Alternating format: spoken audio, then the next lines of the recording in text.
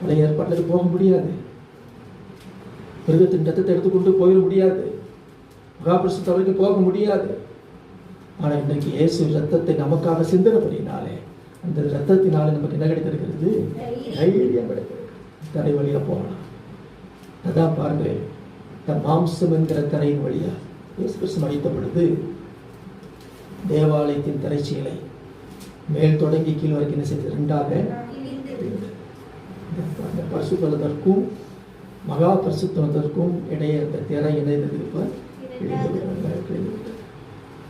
நீ போக முடியாதபடி தடையாக இருந்த திரை ஆண்டவர் அவருடைய மாம்சமாகிய திரை, அவர் மாம்சம் என்பது கிழிக்கப்பட்டதுனாலே இன்னைக்கு நீங்கள் நான் இந்த திரையின் வழியாக, மாம்சம் என்னும் திரையின் வழியாக இன்னைக்கு உள்ள போவதற்கு நமக்கு தைரியம் கிடைக்கிறது. அல்லேலூயா. உள்ள போவதற்கு அவருடைய சரீரம் பிற்கப்பட்டது, நொறுக்கப்பட்டது, அடிக்கப்பட்டது. சும்மா ஒன்றும் இல்லை. இன்னைக்கு இவ்வளோ தைரியமாக நம்ம போகிறோம் அப்படின்னா அதுக்கு காரணம் என்னதான்? நம்முடைய மகா பிரதான ஆசிரியராகிய அவரே அடிக்கப்பட்டு நொறுக்கப்பட்டார். திரையாகிய அவருடைய மாம்சம் கிழிக்கப்பட்டது. அந்த கண்மாணவர்களே சோத்திரம். ஆகவே நமக்கு தைரியம் உண்டாயிருக்கிறது. இன்னைக்கு தைரியமாக என்ன செய்வோம்? மகா பிரசுத்தலுக்கும் போய் நம்ம என்ன செய்வோம்? அவரோடு கூட உறவாடுகிறோம். இந்த கண்மாணவர்களே சோத்திரம். அது மாத்திரமல்ல, இந்த நம்பிக்கையின் அறிக்கையை நம்ம என்ன செய்வோம்? உறுதியாக நம்ம என்ன செய்வோம்? பற்றி கொண்டிருப்போம்.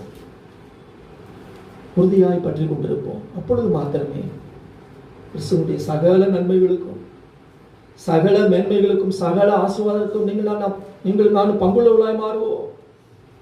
நம்பிக்கை அறிக்கிறதுல ஒருபோதும் நீங்கள் சோர்ந்து போகாதீர்கள்.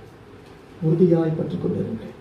வேதம் சொல்கிறது, எபிரேயர் 3ஆம் அதிகாரம் 14ஆவது வசனம், நாம் ஆரம்பத்திலே கொண்ட நம்பிக்கையை முடிவு பரியந்தம் உறுதியாய் பற்றி கொண்டிருப்போமாகில் இயேசு கிறிஸ்துவினிடத்தில் பங்குள்ளவர்களாய் இருப்போம். ஆமென்.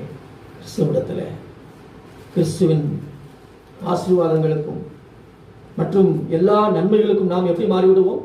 பங்குள்ளவர்களாய் மாறிவிடுவோம்.